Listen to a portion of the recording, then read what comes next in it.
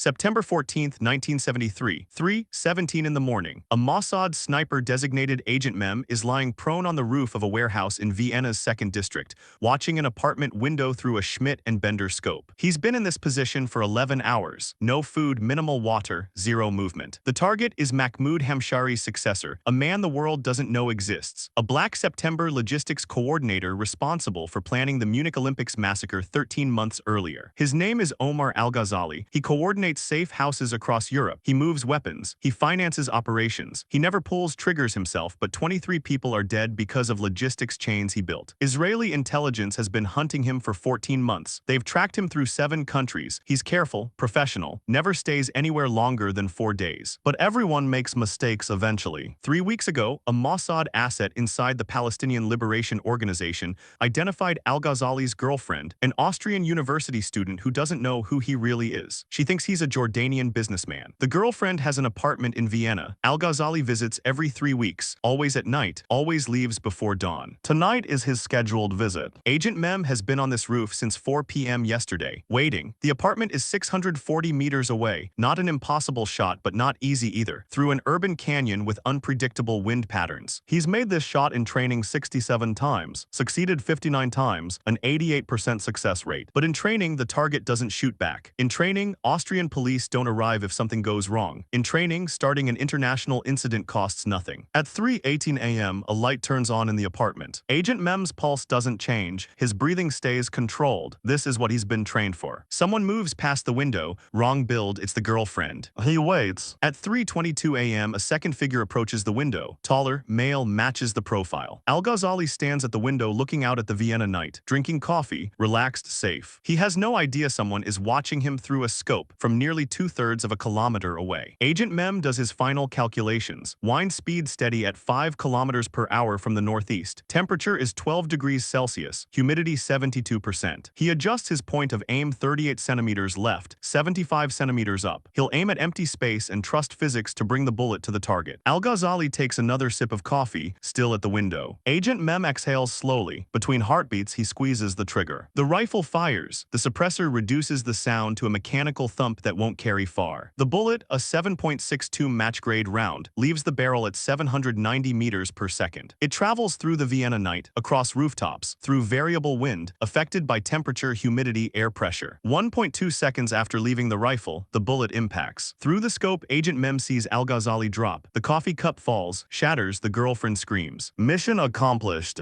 Agent Mem doesn't celebrate. He begins his extraction protocol: disassemble the rifle, pack the equipment, wipe down the position, leave no trace. By 3:35 a.m., 13 minutes after the shot, he's walking through Vienna as a tourist. The rifle is broken into components spread across 3 different bags. Austrian police will arrive at the apartment within 8 minutes. They'll find Al-Ghazali dead, the girlfriend hysterical, no witnesses, no suspects, no leads. The bullet will be recovered during autopsy. Standard 7.62 NATO, untraceable, used by dozens of military forces worldwide. The angle of entry will suggest a shot from extreme distance, but police will assume it came from a closer building. They won't search far enough. Agent Mem crosses the Danube before sunrise. By noon, he's on a flight to Tel Aviv via Munich. This is how Mossad operates: surgical, silent, invisible. To understand why this operation happened, you need to understand Munich. September 5, 1972, the Summer Olympics in Munich, Germany, a global celebration of peace and athletic excellence. At 4:30 in the morning, 8 members of the Palestinian militant group Black September infiltrate the Olympic Village. They're wearing tracksuits, carrying sports bags. They blend in perfectly. The bags don't contain athletic equipment. They contain Kalashnikov rifles, grenades, and ammunition. The target, the Israeli Olympic team delegation. By 5:00 a.m., the terrorists have taken 11 Israeli athletes and coaches hostage. 2 Israelis, wrestling coach Moshe Weinberg and weightlifter Yosef Romano, are killed immediately when they try to resist. What follows is a 20-hour standoff. BR. Odcast live on television worldwide. 1 billion people watch as the crisis unfolds. German authorities attempt negotiation. Black September demands the release of 234 Palestinian prisoners held in Israeli jails, plus safe passage to Cairo. Israel's Prime Minister Golda Meir refuses. Israel has a strict no-negotiation policy with terrorists. The Germans decide on a rescue attempt. At the Fuestenfeldbruck airbase, the plan: 5 German police snipers will take out the 8 terrorists simultaneously while they're on the airport tarmac. The plan fails catastrophically. The snipers aren't properly trained, they don't have the right equipment, the coordination is terrible, only 3 terrorists are hit in the initial volley. The remaining terrorists realize it's an ambush. They open fire. They throw grenades into the helicopters where the hostages are bound. When it's over, all 9 remaining hostages are dead. 5 terrorists are dead. 3 terrorists are captured alive. But it gets worse. 6 weeks later, on October 29, 1972,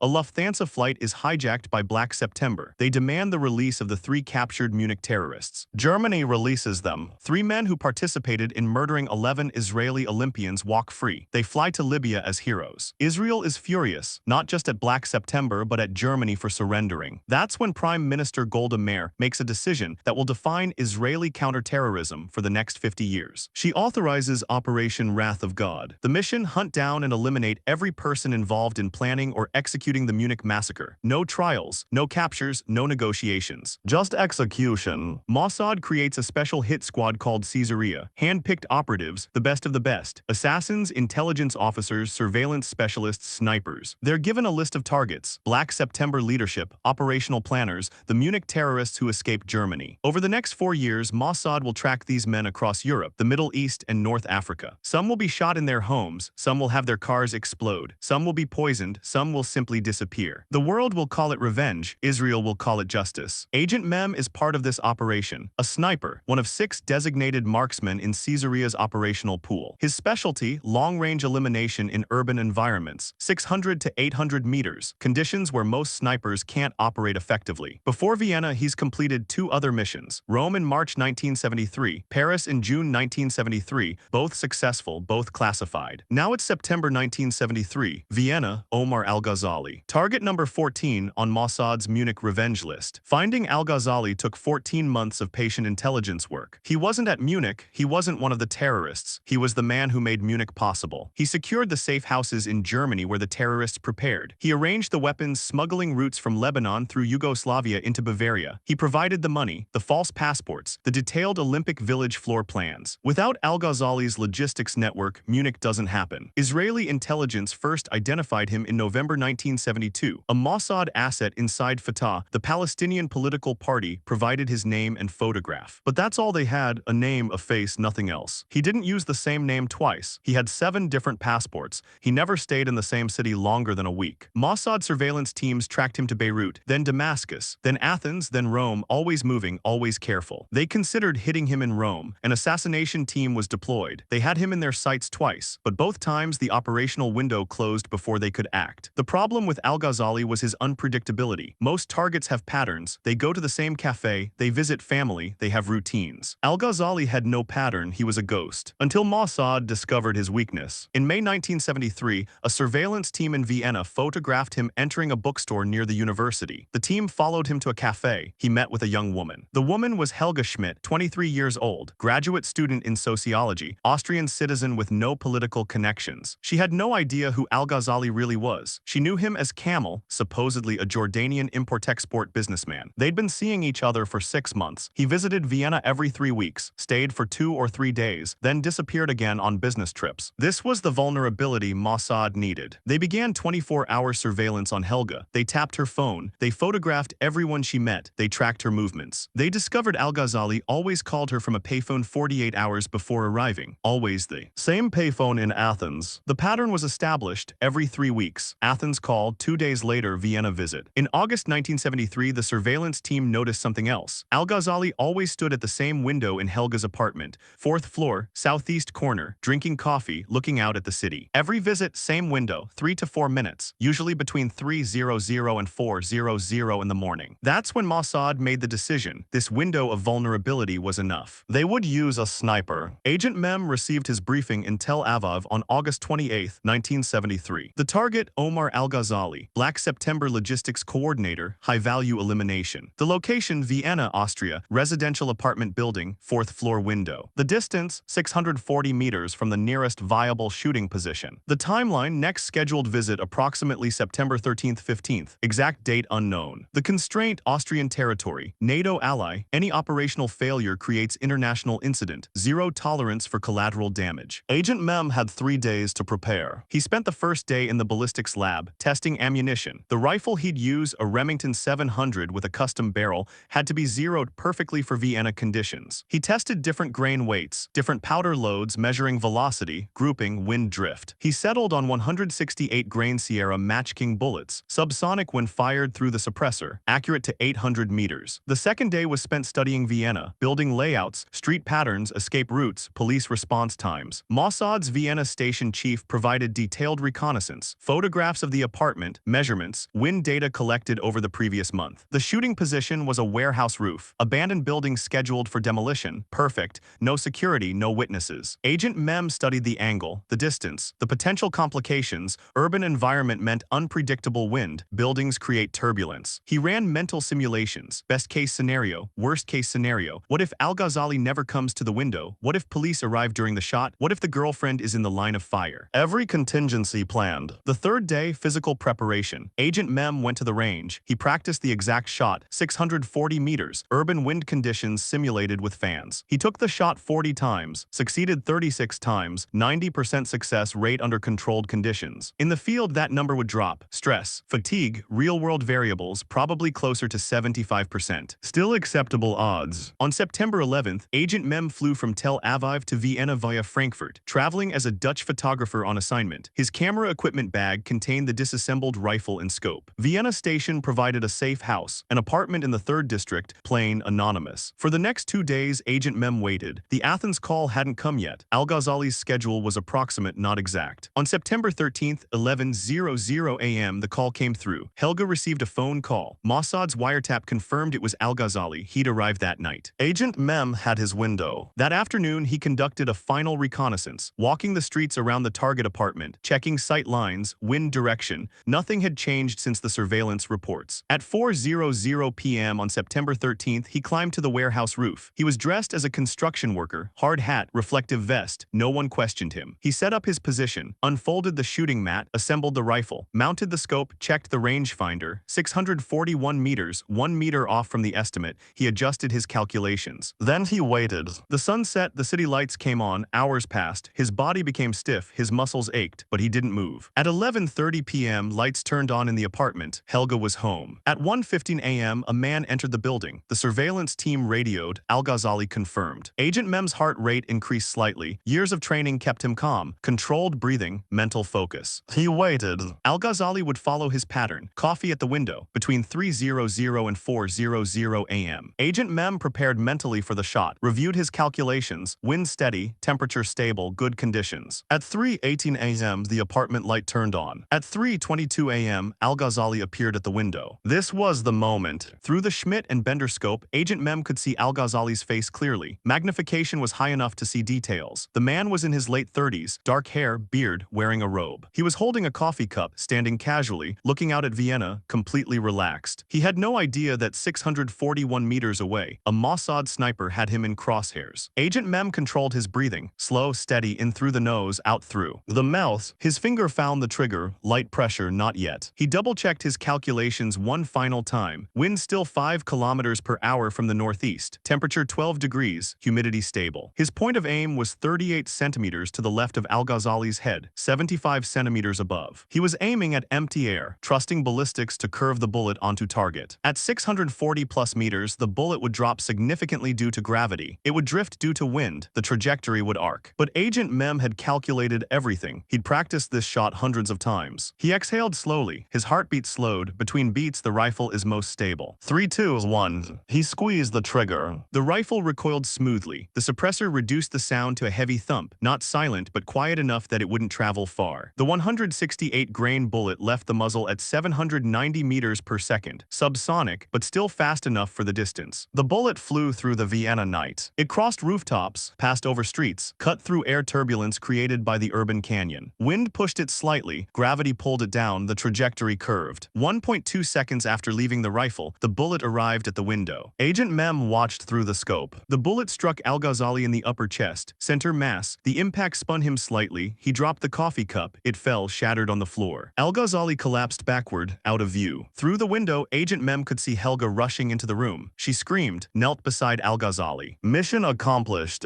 Agent Mem didn't celebrate. He didn't feel satisfaction or remorse. There was only the next step of the protocol. He immediately began disassembling the rifle. 45 seconds to break it into 5 components. Each piece went into a separate bag. He gathered the single brass casing, pocketed it, no evidence left behind. He He rolled up the shooting mat, wiped down the rooftop position, checked for anything he might have dropped, nothing. At 3:26 a.m., 4 minutes after the shot, Agent Mem climbed down from the roof. He walked away as a construction worker finishing a late shift. By 3:35 a.m., he was 6 blocks away. The rifle components were distributed across 3 different bags, one in a dumpster, one in a drainage grate, one in a river. At 3:42 a.m., Austrian police arrived at Helga's apartment building. Neighbors had reported screaming. They found Al-Ghazali dead, Helga hysterical. She couldn't explain what happened. One moment he was standing at the window, the next moment he was dying on the floor. Police searched the apartment. No forced entry, no weapon, nothing stolen. It made no sense. The medical examiner determined cause of death, gunshot wound, high-caliber rifle round, entry through window from external position. Police calculated the angle of entry. They concluded the shot came from outside, distant position, probably another building. They searched nearby buildings, rooftops within 300 meters. They found nothing. They never expanded the search to 640 meters. At that distance, the shot seemed impossible. The case went cold within 6 weeks. Vienna police classified it as unsolved homicide, possibly professional assassination, no suspects, no leads. Austrian newspapers ran the story for 3 days. Jordanian businessman killed in mysterious shooting. Then it disappeared from headlines. Helga never learned who Al-Ghazali really was. She never knew about Munich. She never knew about Black September. She only knew that the man she loved was suddenly dead. Agent Mem was back in Tel Aviv within 24 hours. He filed his after-action report. Mission successful, no complications, no witnesses, no evidence. It was classified top secret. The operation would remain undisclosed for decades. Omar Al-Ghazali's death had immediate ripple effects through Black September's European network. Without their logistics coordinator, operations became chaotic. Safe houses were compromised. Weapons shipments were intercepted. Communications broke down. 3 planned attacks in Western Europe were cancelled because the infrastructure no longer existed to support them. Mossad's intelligence analysts estimated that Al-Ghazali's elimination prevented at least 4 major terrorist attacks, potentially saving 30 to 40 lives. But there was another effect, a psychological one. Black September operatives realized they were being hunted, systematically, professionally, by an enemy who could find them anywhere. In Paris, a Black September commander named Basil al-Kubaisi was shot dead on a street corner in April 1973. In Rome, a PLO representative was killed by a car bomb in July 1973. In Athens, an operative was eliminated in a hotel room in August 1973. Now Vienna, Al-Ghazali, September 1973. The message was clear, nowhere was safe. Some Black September members went into hiding, others fled Europe entirely. The organization's European operations were effectively crippled. By 1974, Black September as a functional terrorist organization was largely dismantled. Operation Wrath of God would continue until 1979. Over those 7 years, Mossad eliminated approximately 20 individuals connected to the Munich massacre. Some operations succeeded perfectly, others went wrong. In Lillehammer, Norway, Mossad agents killed the wrong man, a Moroccan waiter they mistakenly identified as a Black September commander. 6 Israeli agents were arrested. It was an international scandal. But Vienna was perfect, clean, untraceable. The operation every intelligence service studies as a textbook example. Agent Mem completed 2 more missions after Vienna. Then he retired from active operations in 1975. He became an instructor, training the next generation of Mossad snipers. He never spoke publicly about his missions. His real name was never revealed. Even within Mossad, only a handful of people knew his identity. He trained operatives who would go on to conduct operations in Syria, Lebanon,